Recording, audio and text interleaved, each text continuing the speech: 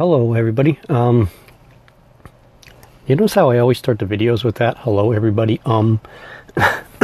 Anyway, I want to do a different type of video, and we're going to do it in series basically. It'll be I don't know if we'll do it once a month or we'll do it every couple weeks. We'll try and see how things go. But I'm going to go back to it. I did a few of these in the beginning when I first started last year, and I called them this and that. So this is what we're going to call this little series, this and that. So you don't know what you're going to get when you open this video up.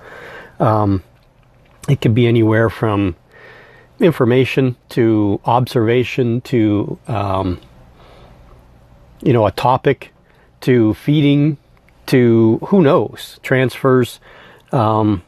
You'll have to open them up, so you won't know what's in there. I'll try and give you a description down below in the description area of some things that you can look forward to in the video at least.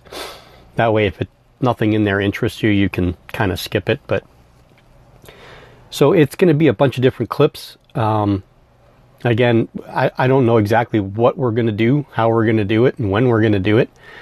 I'm just going to throw some stuff together. We're going to do the first one today.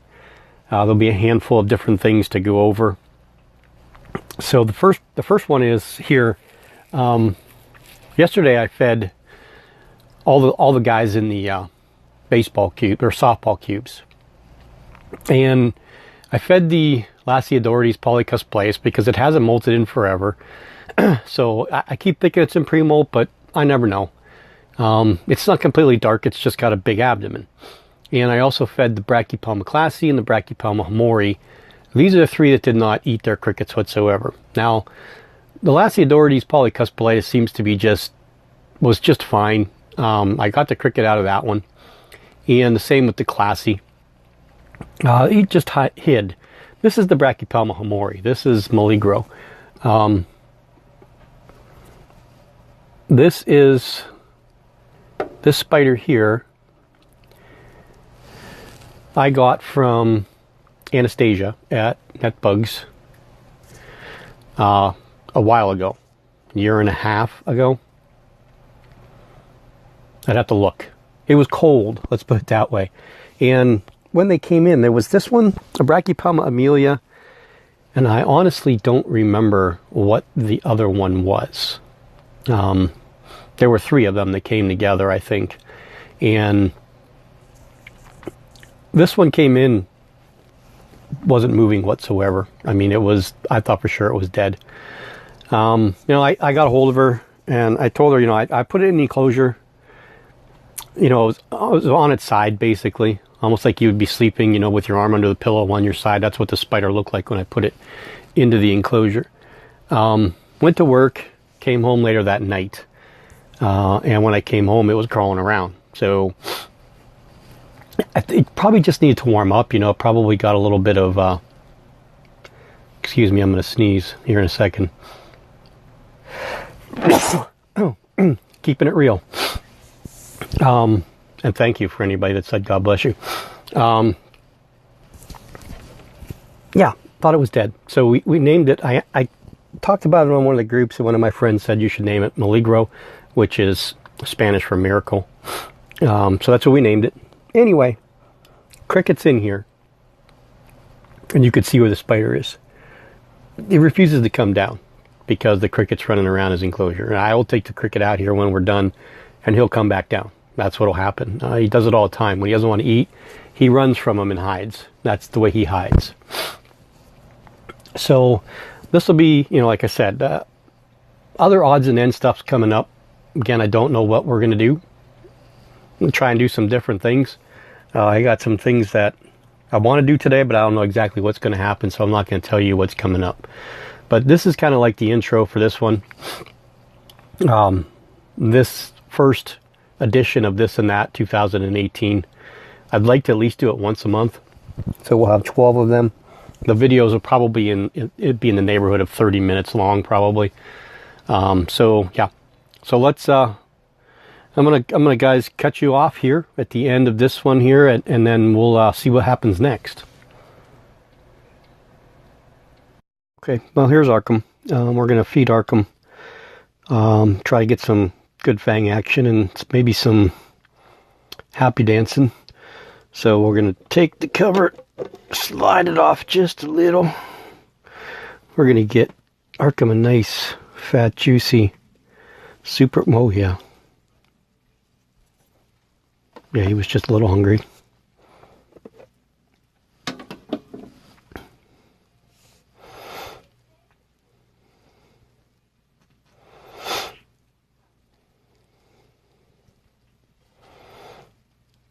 Through the vent hole.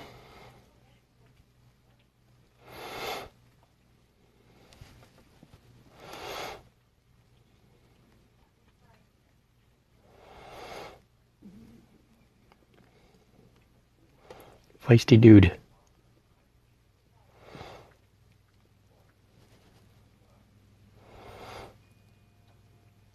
Get the struggle.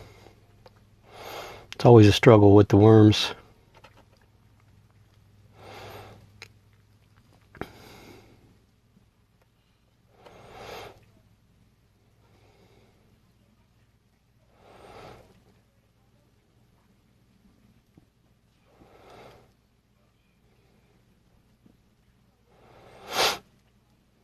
It's hard not to love these things. These GBBs are just incredible. Denver, which was my male, the mature male that I sent out a while back, he was the first one that I ever contacted Tanya from Fear Not Tarantulas about, not him as a male, but getting a sling. She was the only one that had him at the time. I ended up ordering a bunch of stuff from her that time, but that's kind of how I got started with her there. And I've got a lot of stuff from her over the last couple years. Look at him.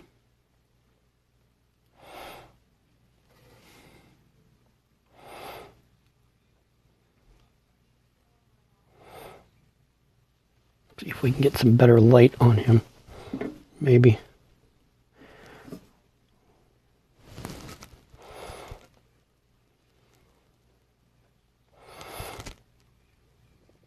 Even at his size, he's got some pretty wicked color. The legs and the carapace.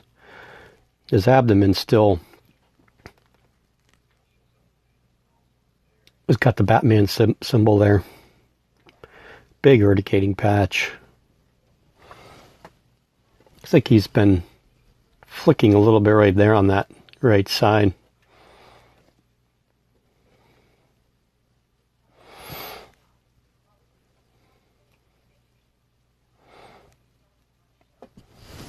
All right, let's put this back here for 1 second. We'll put this back on.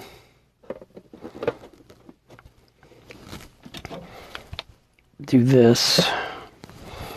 And then see how we can see him here.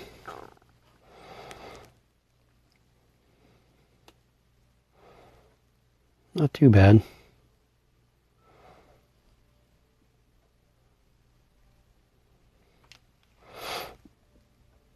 That's through the side. You see him struggle. He's struggling with that worm, and now the worm's fighting back still. And you can see how he's raised up now, trying to keep the worm off of the webbing.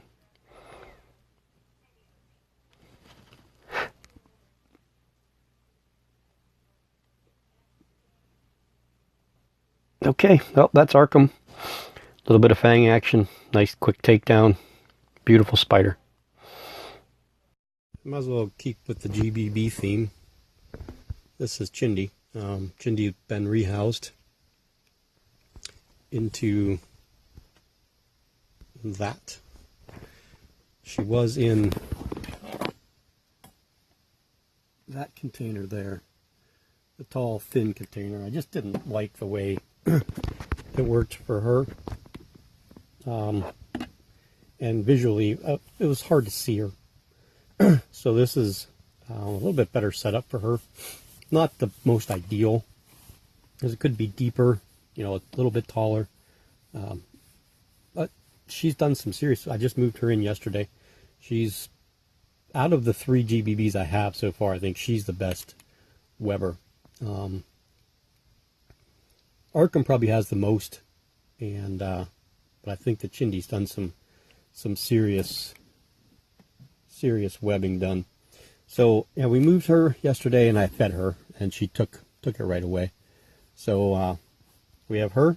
Of course, we have Arkham that you just saw, and of course we have Nikita there, who's still pretty much in her normal spot. So we have 3 of them. Again, ventrally, Chindy looks female, but can't be positive. So we'll wait until we get a molt, or I get a really good ventral shot of her. And it seems Arkham is definitely a male. So there's another little update on the 3 GBBs. They're all doing well. Exciting spiders to own.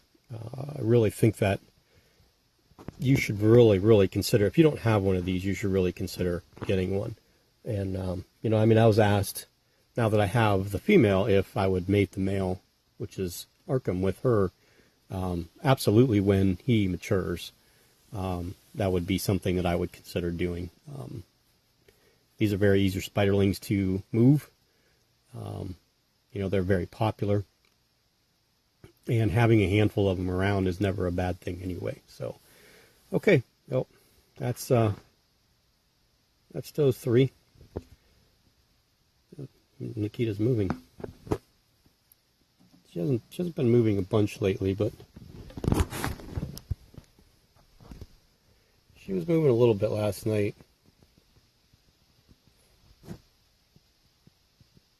Pretty. Okie dokie. So another spider that was moved last week was the Ephebopus cyananathus, the blue fang. You can see her down here in the corner. She does her normal, or he does their normal. It's normal.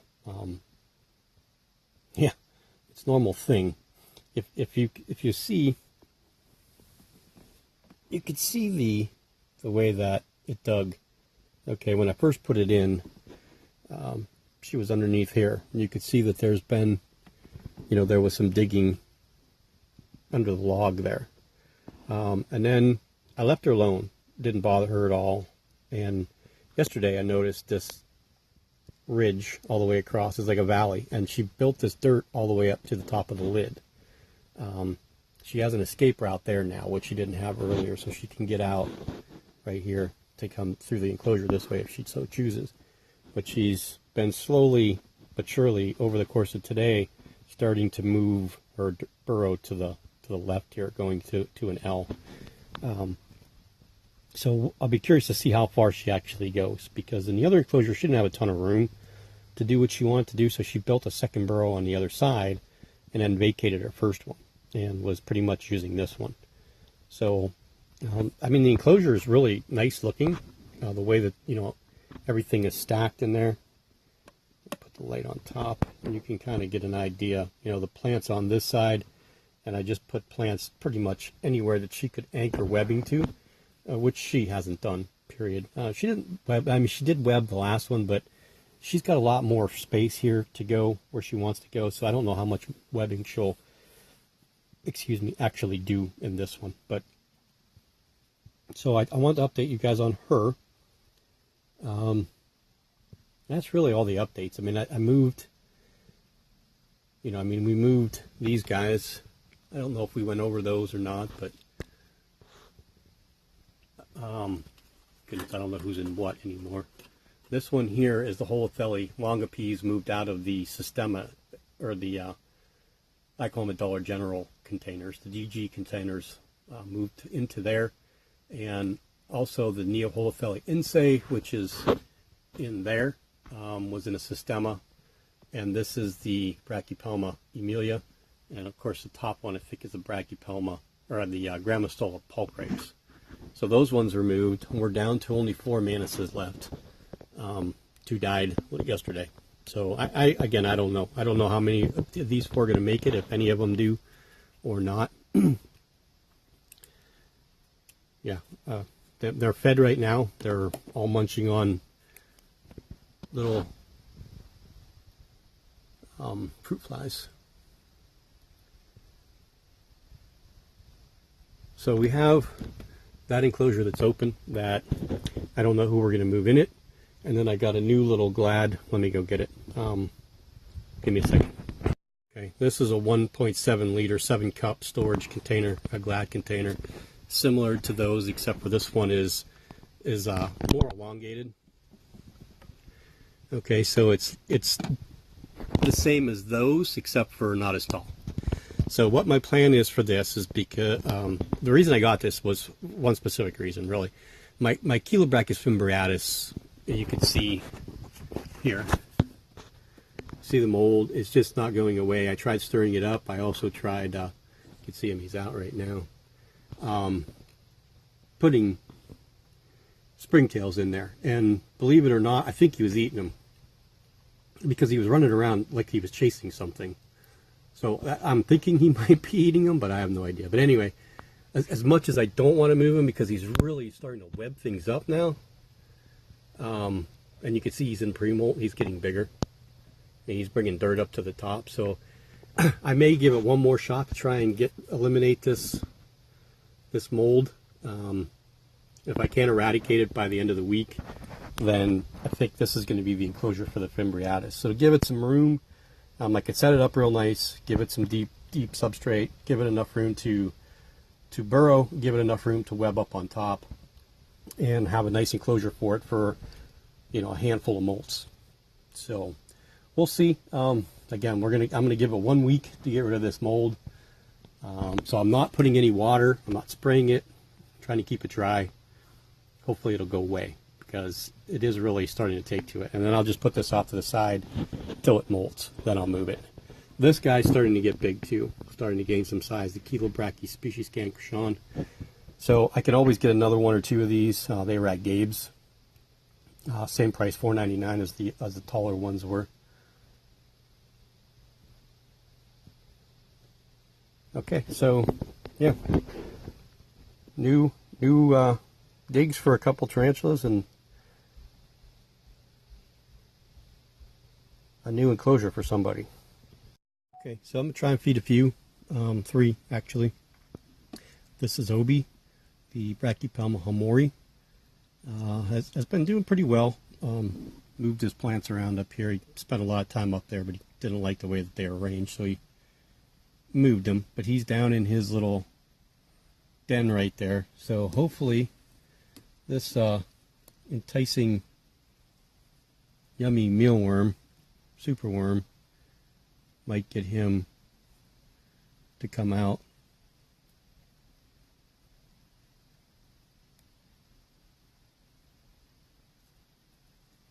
Well, you haven't eaten since you've been moved in here.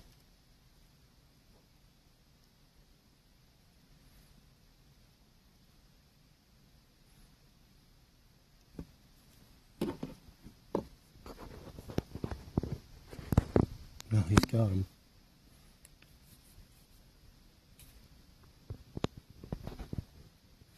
That didn't work out well for me. Maybe he'll come out. We'll watch him for a little bit. There you come on. Come on out, Obi.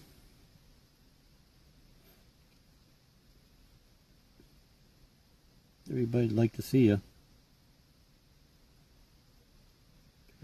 The other 2 we're going to feed is the Euapolaestrus campostratus Dakota and the Grammostola pulchripes Anika.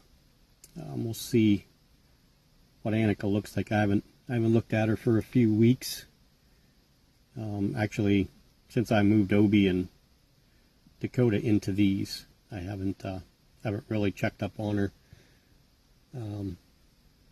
So she's due for watering, probably a feed depending on what her abdomen looks like. Of course, Obi's not going to come out. Maybe. Oh, come on. You do. You want to come right out here. You don't want to eat in your den.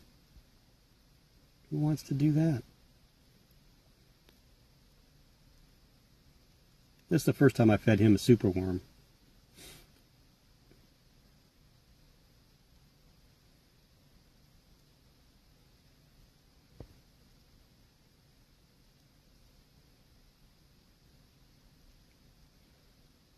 Okie dokie. I guess he's not going to come out.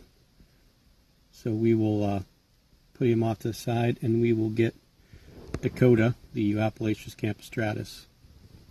Okay, so here's Dakota. I'm holding the phone with one hand, so it's going to be a little shaky for a second. In and out. Out and in, I should say.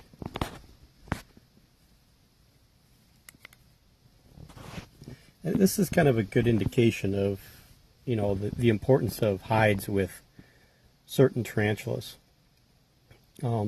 He grew up basically without one.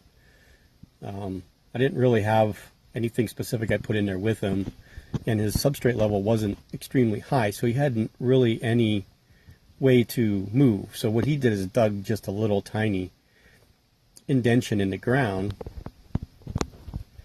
and hid underneath a leaf.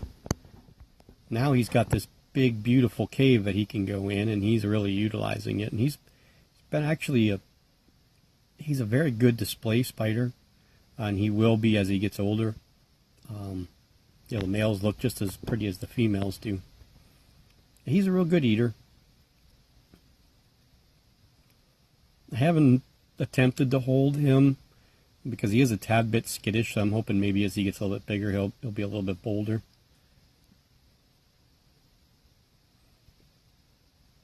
There's a handful of them that I would like to attempt to hold. This one, my grandma stole Pulchripes, even though Annika, she's a little bit skittish herself. My Brachypelma albopilosum Nicaraguan male, I wouldn't mind trying to handle him. But if I do, it's just going to be quick, you know, in and out. We'll have to see how it goes. I actually did enjoy holding the Euatha species red, but she's very slow, docile, and calm. I didn't really have any issues doing that. There's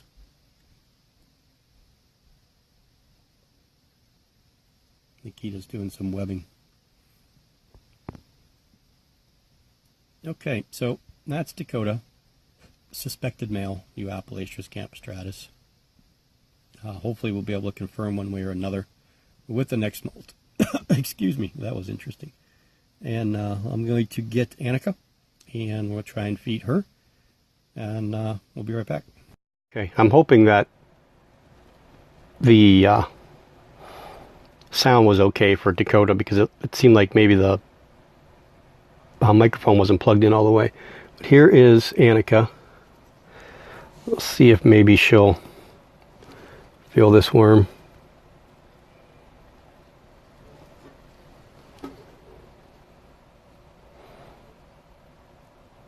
Maybe not. We don't want her to dig down. Come on there, girl. You don't want this?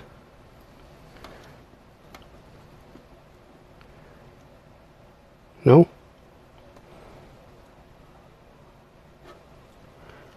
She doesn't seem interested at all. Nope. She doesn't want it. I'm not going to force her. Really can't get a good shot of her, though. I'd like for her to at least come out. You want to come out at least? Come on. She's pretty calm.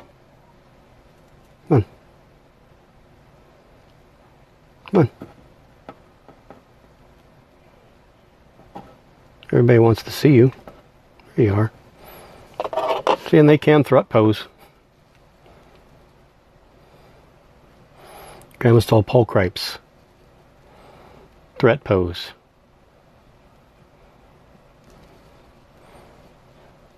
I gotta take a picture.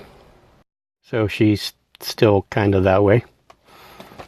Not real thrilled with me right now. She's probably hitting pre-molt.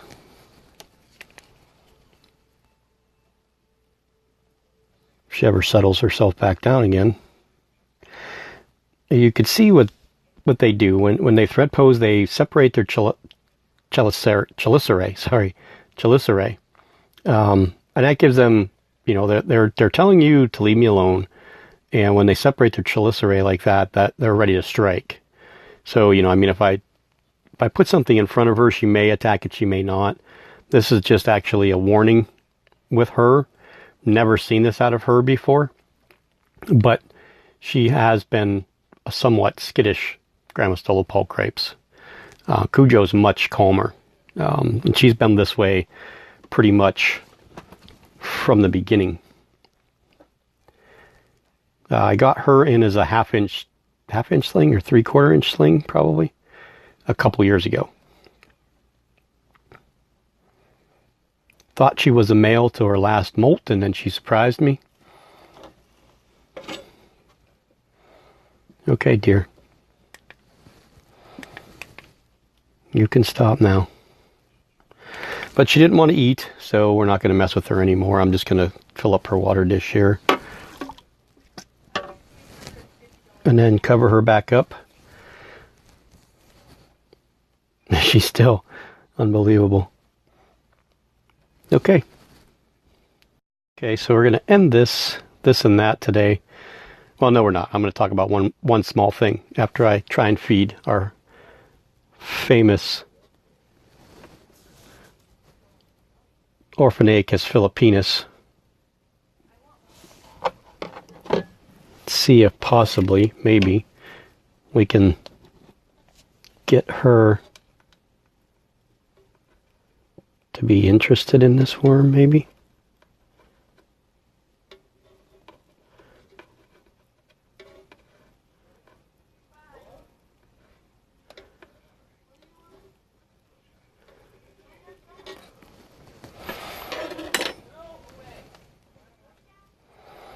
Maybe. She did turn, but that could have just been me with the disruptions.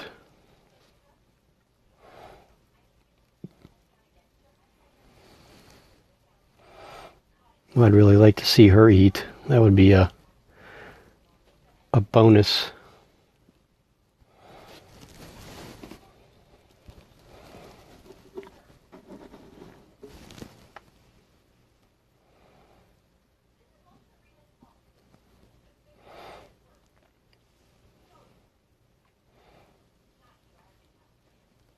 It's there, get it.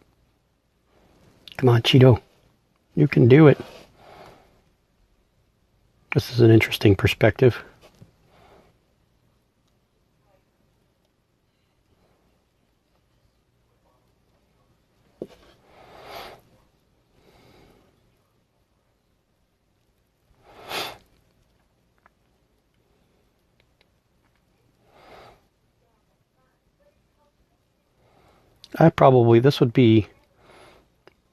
This would be an old world species I'd have multiples of. And seeing that she's a female, maybe something I try and breed later in the future. I think she wants to eat that, but the worm's not worming. The worm is not worming. The worm's not moving because I kind of crushed the head just a little bit to keep it from digging.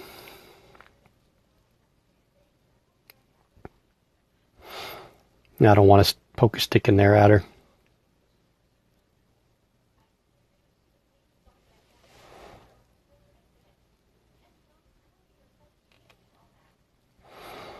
It's really the best view we have right there. She's got the shadow of the Halloween tree above her.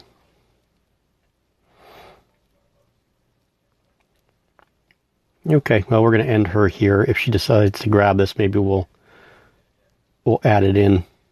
Here's a quick bonus. I didn't think he would eat, actually, to be honest with you, because I thought he was in pre-molt, but this is Nyack. This is the male Davus penniloris.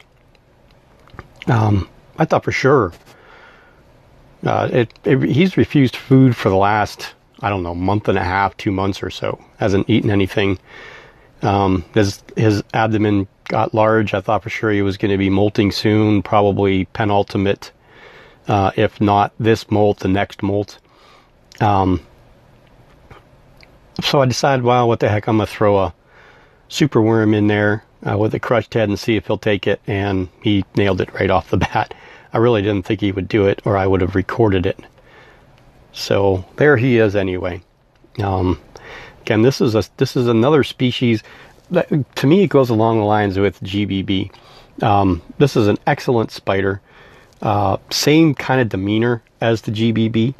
Little flighty. Doesn't web as good, but does do webbing. Will burrow some, but not a bunch. They'll utilize a hide.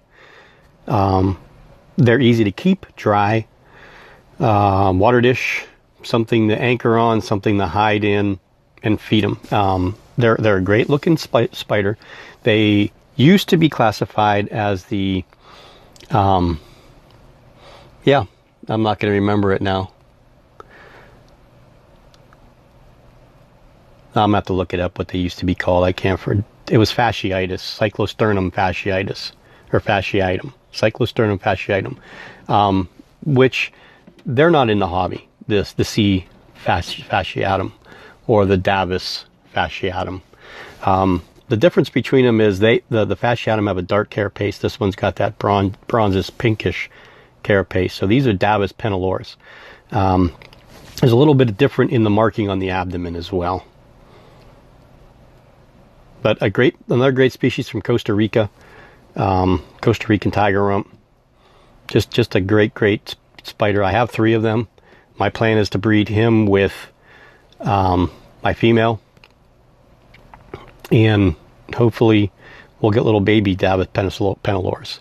I also have a little sling because these are the ones, these GBBs, Cramstall pulchra. There's a handful of them that you want to keep in your collection as much as you can. So having a handful of them, of course, increases the odds of you having them around for a while, especially some of these hardier species. Now this is considered a dwarf, along the same lines as the Hapalopus species Columbia large, around the 4-inch mark. So same thing as like the Euathlus species yellow or blue or green. I think those all get around the 4-inch mark.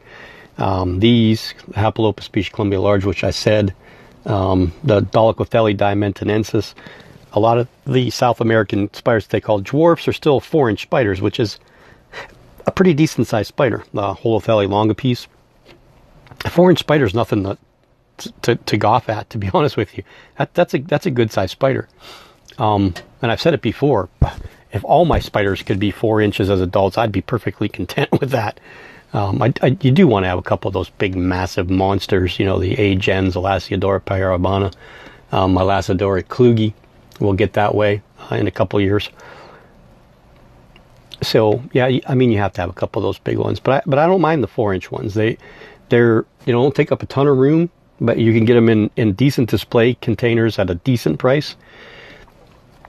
And well, there we go. He's going to move some. Again, I really enjoy keeping these. He's the one that kind of took a run the last time I rehoused him from his old enclosure. I had him in a big bin. I was rehousing him in that, and he crawled right up the big bin down the other side across the bed and hid in one of my baseball caps that was sitting on the edge of my bed there.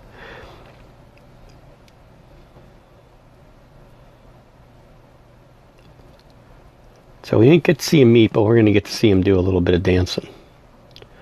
Actually, it's better like that, huh? The first thing I did was fill up his water dish because I figured he'd run right to the water because he's a pretty good drinker.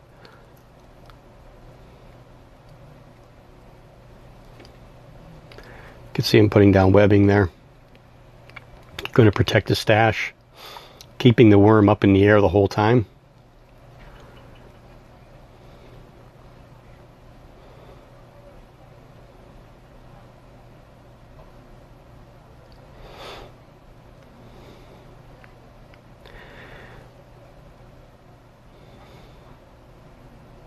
Look at him. Wow.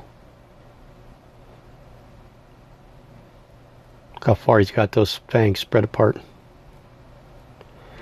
Okay, I see a photo op, so I'm going to take a quick picture, and I will be back with the last part of this video. For us, Cheeto decided that she did want to eat that worm. I knew she couldn't resist. I mean, I serve up a really good worm.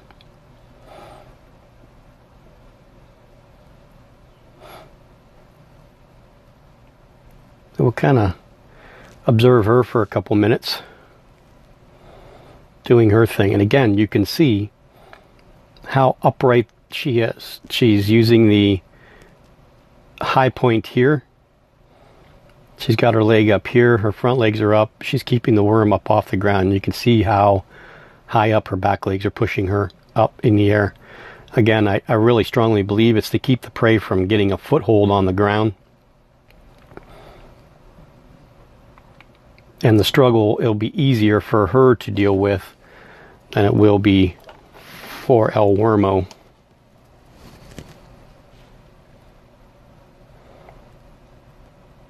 Sheesh. It's hard to believe how unbelievably gorgeous some of these spiders actually are.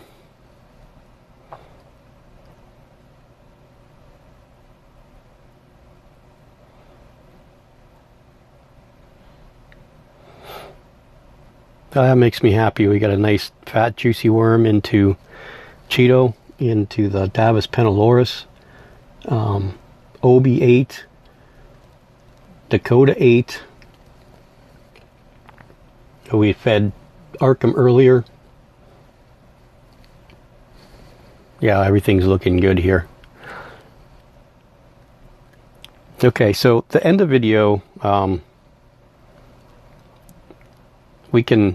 going to set you guys up so that you can watch her do her thing, and I'm just going to talk a few minutes about care sheets.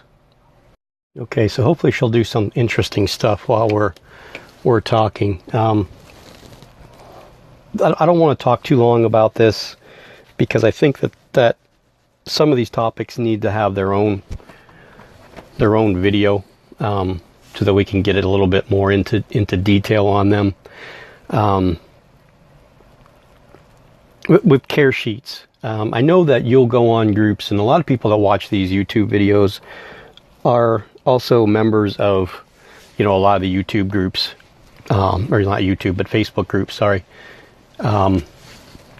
Again, there's a myriad of those, and I did a video. There's a couple that I missed out on, but everybody, you keep hearing certain people say, "Oh, why didn't you do your research?" And it'll take you 2 minutes on Google to look stuff up. And here's my problem with that statement is that I think I touched on this a little bit before, but Google is a myriad of misinformation when it comes to caretaking of animals. I've seen it reading stuff on praying mantises. I've seen it especially reading stuff on tarantulas, because this is the bulk of the stuff that I have. Even the snapping turtle, a little bit that I read about the snapping turtle, even though I've been dealing with these things all my life, I never kept one for an extended period of time. So, questioning hibernation, does it need to hibernate, blah, blah, blah. And, the 50% this and 50% that information on the internet is what the problem is. And it's, so many people will tell you one thing and a lot of people are telling you something different. And that's the way it gets to be on the groups, because the people that are telling you one way are reading it one way, and the people that are telling you another way are reading it the other way. But if you go to care sheets now, I got the one from Petco and I read it, and I went to get crickets. It's not that I bought a spider. I just grabbed the tarantula pamphlet, and it's actually not bad. The care sheet's not bad. It's not very direct, and it's not species specific. Of course, it's just a general kind of tarantula care. There's some things on it that don't make a lot of sense, and there's some things on it that are very, very good. And it's 10 times better than one at PetSmart. The one at PetSmart's kind of laughable because they give you a range of a spider. I think it started out with it's a Vicularia pincto, the Vicularia vicularia, or the Grammostola rosea, and their range of size is like up to 10 inches, and there's none of those two species can get that large. Now, if you generalize and say spiders like the Petco one that says size 2 to 10 inches, you pretty much got your bases covered. You may have missed a few of the small dwarfs, but you pretty much got your bases covered by 2 to 10 inches, because not many spiders get over 10 inches big. Now, you're going to have a few You may get a rufulata here or there that's going to hit 10, 11 inches. You may get an LP that may hit that. You may get a couple Sturmies and Apophysis and Blondies that get that big. Maybe even you might get a 9 or 10 inch Geniculata, or Geniculata. But you're not going to get a ton at that size. So, they kind of covered their basis. But the point of my discussion here really is people are going out and they're impulsively buying something and they're not looking up what they're buying. I know when I first started, again, for 11 years I only had one tarantula, and then for the last three and a half years it's been a multitude. But when I was going to the pet stores, I would see the name of the spider. I would go online, I'd look it up, and one time that I seen the name that they had on there didn't match what the spider looked like. So it seems like people are doing that a little bit more often than not. And sometimes it's no fault in their own. They're buying a spider they think is this. They bring it home and it's completely different. Today's was labeled a Costa Rican zebra leg, which is an Aphonopelmis imani, but it was quite apparently it was a 4-inch at least Heteroscrogia maculata female. There's a big difference in care, and there's a big difference in, do I handle or don't I handle? And for someone it's only their second tarantula without any kind of experience or any kind of research whatsoever, that's a pretty big jump. So going back to the care sheets, the PetGo one, the PetSmart ones, there's some information in it and there's some bad information in it that there's good information and there's bad information, stuff that you shouldn't follow. And if you have somewhat common sense, you understand that a pet store employee's job is to sell up whatever they're selling. So if I'm a pet store employee right now and you're coming in and you want to buy Cheeto here, I'm saying, it's a nice docile spider, it eats about once a week, you just keep the water dish full. It's going to need a 10-gallon aquarium, so you might as well get that now and put it in there. And you're going to need, 2 bags of substrate, and you probably should use some of this Repta-Chip bark stuff up on top. And it's got to be humid, so you might need a mister, and you're definitely going to need this big water dish, and all these plants, and this big hide, and what else? You probably need an under the tank heater because they like to be warm. And on top of all that, you probably are going to need this rock for it, and don't forget this cork bark and everything else. By the time you walk out of there, you're $150 into a spider that you could buy the spider for however much it costs and house it in something that's going to, in the end, finished. This thing cost me like $7. It's not its final enclosure, of course, because she's going to get bigger. But for the time being, she's going to be good in here for at least another year. So that's their job. And the care sheets there are driven to drive sales. Okay. Now, if you go to care sheets online, and you hit care sheets online, or you look up Orphanaicus philippinus care, and you'll get a myriad of stuff. You'll get stuff, a lot of the stuff that you first see is Wikipedia. So you'll get a lot of information that's on Wikipedia. I don't trust a lot of the stuff that's on Wikipedia. I don't trust 90% of stuff that's on Wikipedia. Again, I don't know how Wikipedia works, but I understand that you can add information to it or change information. I'm not really positive, so I'm not really going to dwell on that because I don't know the exact science of that. But a lot of times the next couple are going to be Arachnoboards posts. Those are the ones you want to go and read because there's a wealth of information. And if you use the computer and you just go online to the forum instead of the Facebook Arachnoboards, you are privy to so much useful information that you don't even know exists. And all you got to do is know how to use the search engine there. Just type in, a general question like Orphanaicus philippinus care, and you're going to get links to a bunch of different posts that have care of people that have been keeping them for a long time. Now,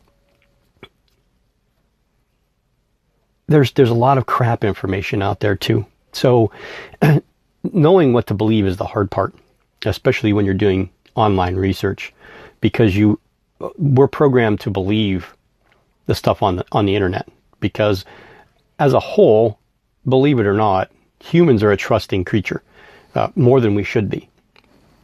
And listening or reading information that's written by somebody and put on the internet, you think, oh, that's got to be important because it's on the internet, when in all reality, all you need is more people to hit that site or hit that information wherever it was to bump it up on the list, whether it's right information or wrong information. So be careful what you're reading. I mean, I don't say don't go on Google and look at stuff, but if you're going and you're researching the care of this, go and say, okay, well, I read that it needs to be, in damp substrate, and it needs to be, between 75 and 85 degrees, and it should be fed every 7 days, and, they get 3 inches, because on some sites that you read about this, they say it's a dwarf species that only gets 3 inches long, which is not right. They can get 6 inches as females. So you write some of these questions down, and you think, oh, you know what? When I was on the forum, I saw that Erie Arachnids has one of these. Maybe I'll ask him, because he's been keeping it. Is all this stuff right, or is it wrong, or how are you doing it? And that's how you get better at doing this, at keeping tarantulas and keeping them alive, feeding, molting, growing, and having opportunities to own something. And watching this, because this one came in, she was 3/4 of an inch. So she's grown a little bit. She's a molt destroyer, but she's definitely a female ventrally, absolutely 100% ventral female, which really made me happy. The males turn like a tan, and this color will darken a little bit. She won't be that bright tangerine. She will darken just a little bit and get a little brown. Now she's going to start to dance when I'm about done talking. But yeah, again, my suggestion is to always go to the forums, whether it's the Facebook groups or arachnoboards. Know what to ask, know who to ask, and if you go to the Facebook groups, you realize that you could type in their search engine. All of them have it. They have a little search thing. You can type in a question, and it'll take you to posts that question may have already been answered, so you don't have to put it on there. Again, so if you type in, let's just say, how often does a Brachypelma hamori molt? If you type that question in, you may get 5 posts, and you read them, and they all say pretty much the same thing. Then you could pretty much trust that information, because none of it varies. But if you read 4 or 5 posts, and 3 of them say one thing and 2 of them say another, then you have to scratch your head and say, okay, what's right? So do your research, but do it the right way. Be diligent. Find some people that have been doing this for a while, and send them a friend request. Talk to them on Facebook. Send them private messages. I get probably talking to about 10 people on average a day on private messages. Some simple questions. Some people I'm just shooting the crap with. Few people that I've befriended over the course of the last, couple months. Kat's Tarantulas, go check her out. She's got a few videos out. We talk all the time. She asks me questions. We just send messages back and forth about spiders and asking questions, and picking on people that you don't want to pick on the forums themselves. But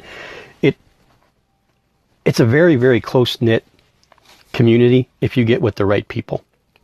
Again, I have a plethora of people that I talk to a lot, and there's a group of people that, if I have questions or I want to know something, I'm definitely going to go to these handful of 4 or 5 or 6 people, and those are my people. Those are the people that helped me learn the stuff that I learned, and pointed me in the right directions on getting the information. And not to say that I never look stuff up, because, if somebody if I ask a question to, let's just say Tom Patterson, one of the smartest guys I know here in the States as far as keeping spiders, tarantulas is concerned. If I asked him a question 2 years ago, because I didn't really know people back then all that much, I would go and look online and see, I know he knows what he's talking about. And that's how you get to to get through these care sheets that are put online, because again, the humidity thing, this is a topic that we'll go over in a future video, is overdone. It's over talked about. It's overdone. People see that damn humidity in care sheets, and that's the only thing that they focus on. And again, I mean, I'll say this one last bit about humidity, but the tarantulas that you see that are equipped to live in humid areas, you know, the rainforests of Brazil that have lots of rain and high temperatures, those spiders are built to sustain that. That doesn't mean that they require that to live. They can live in other conditions because these things have been around for 300 million years. So I think they know what they're doing. And again, I have spiders from all over the world here, and they're all in pretty much the same conditions. Some, yeah, may get dampened a little bit more than others. Some don't get it at all. I can't remember last time I put water in with my P. Marinus, because she keeps just, every time I clean the water bowl, she just wicks it. She webs it right back up and wicks all the water out of it. So she gets her hydration from feeding, or I'll spray her webbing. Water dish isn't really necessary with some spiders. They'll do perfectly fine without it. But we'll get in, again, like I said, we'll get into a humidity topic at another time. So, well, thanks for watching. I hope that you got some interesting footage here of her and some of the other spiders that we fed today, and some of the things that we discussed. Feel free to comment down below and send me any kind of message that you want. We'll talk to you guys all real soon. Thank you.